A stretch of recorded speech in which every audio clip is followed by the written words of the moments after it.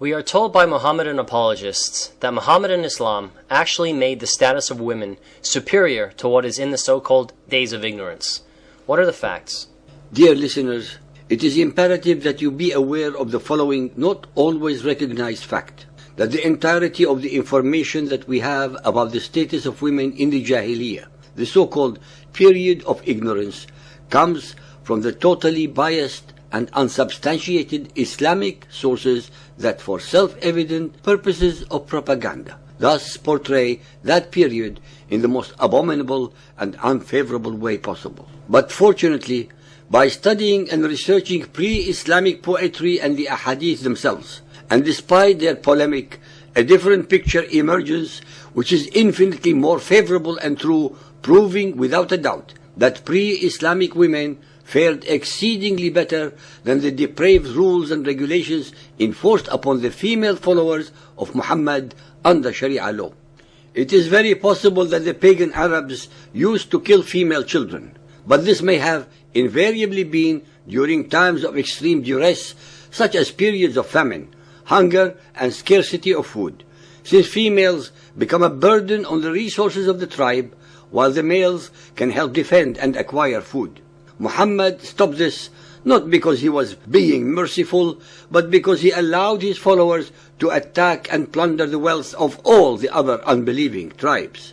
The Muhammadan Muslim records themselves show that Muhammad's first wife Khadija was an excellent example of how liberated the women of Arabia were before his version of Islam.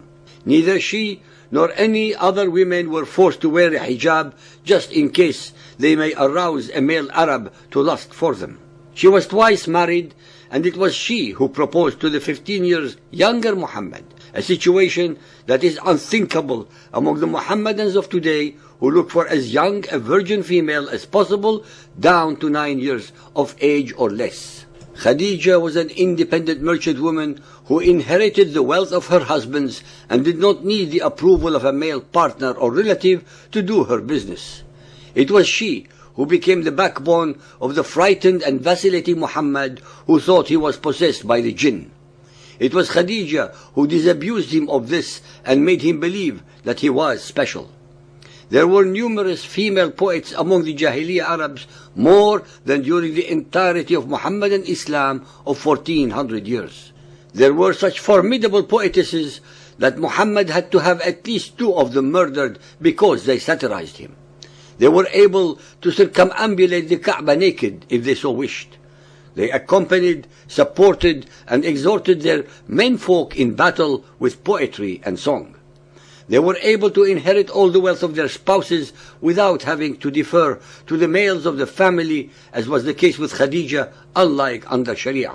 The poetry of the men of the Jahiliyyah addressed their love for women as well as for their own bravery and sense of honor. Women of the Jahiliyyah could marry whom they wanted, like what happened with Khadija, without anyone arranging and forcing them to do so, as in the case of Muhammadan Islam. They were able to adorn and beautify themselves without fear of molestation, since this would have caused wars of honor, which the Jahiliyyah Arabs were loath to start. They were able to travel in caravans without the need to take permission from others, as is required in Muhammadan Islam. Some were lucky enough to get educated, unlike under Muhammadan Islam, which wants women to be just like domesticated animals. There were no cases of punishing adulterers, unlike those under Sharia law, which condemns the female, even when she had been raped, to being stoned to death. They were allowed to sing, dance, and drink wine, if and when so they wished, unlike their prohibition under Sharia law. It was Khadija's wealth, after all, which allowed Muhammad not to work and concentrate upon his perceived mission.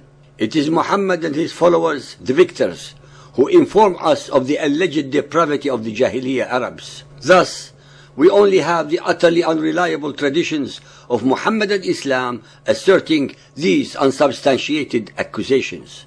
Unfortunately for the followers of Muhammad, the ahadith themselves, when studied carefully and properly, prove otherwise. In fact, they show that under Muhammadan Islam, all manners of evil and injustice have been and are being perpetrated against the women of Islam and all those who do not believe in Muhammad as the Prophet of Allah. Al-Baqarah 2.223. Your wives are a tilth unto you, so approach your tilth when or how you will.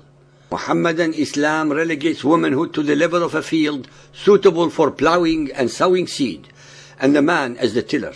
The Muslim wife is only a sex object for the Muslim husband's pleasure and desires, when, where, and how it suits him. That women can be sexually violated in any manner, time, or place that the Muslim man deems fit. Women are invariably considered as objects for the Muhammadan man's pleasure and gratification, his plaything. Al-Nisa 4.3. If you fear that you shall not be able to deal justly with orphans, marry women of your choice who seem good to you. 2 or 3 or 4. 4.11. Allah directs you in regard of your children's inheritance. To the male, a portion equal to that of 2 females. 4.34. Men are the protectors and maintainers of women. The righteous women are devoutly obedient. As to those women on whose part you fear disloyalty and ill conduct, admonish them. Refuse to share their beds, beat them. 4.43. Believers, if you are ill or on a journey, or come from answering the call of nature, or you have touched a woman, and you find no water, then take for yourselves clear dirt and rub your faces and hands. The Quran claims that women are so unclean and polluted that they are worse than dirt. Al-Ahzab 33.59. Prophet, tell your wives and daughters and all believing women that they should cast their outer garments over their persons. As usual in the translation and interpretation of the Quranic verses, the Muhammadan scholars, all male, created rules and regulations to humiliate and make women subject to the dictates of the Muhammadan male chauvinists under all circumstances. These were and are nefarious, oppressive, and inhumane acts of control and subjugation. I have absolutely no doubt that the listeners would be utterly shocked to know that nowhere in the whole of the Quran is there any mention whatsoever of the veil, hijab, as the covering of women. The idea that only a woman's eyes should be exposed out of her whole body is not only morally bereft of justice and equality, but is utterly obscene, repugnant, and totally ungodly. God did not create women so that only men should be allowed to strut on the face of the earth, not fully covered as the women. Another remarkable story is buried in the tradition that Aisha, the wife of Muhammad, related that he did not force his wives to wear the hijab, as in Sahih al-Bukhari Hadith 8.257, narrated by Aisha. Umar ibn al-Khattab used to say to Allah's apostle, "Let your wives be veiled," but he did not do so. Sahih al-Bukhari 1.301, narrated by Abu Sa'id al-Khudri. Once Allah's apostle said, "O women, give alms, as I have seen that the majority of the dwellers of hellfire were you, women." They asked, "Why is it so, O Allah's apostle?" He replied, "You curse frequently and are ungrateful to your husbands. I have not seen anyone more deficient in intelligence and religion than you." Sahih al-Bukhari 1.493, narrated by Aisha. The Prophet said, "The things which annul prayer were mentioned before me, and those are a dog, a donkey, and a woman." I said, "You have compared us women to donkeys and dogs." Sahih al-Bukhari 7.33, narrated by Usama bin Zayd.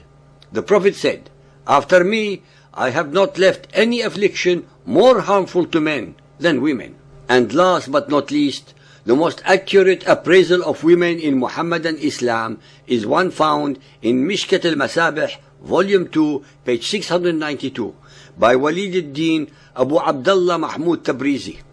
A woman is like a private part. When she goes out, the devil casts a glance at her. That is why women in Muhammadan Islam have to be covered from head to toe, because every square inch of their body is like a genital which would arouse the uncontrollable sexual desires of the Muhammadan male.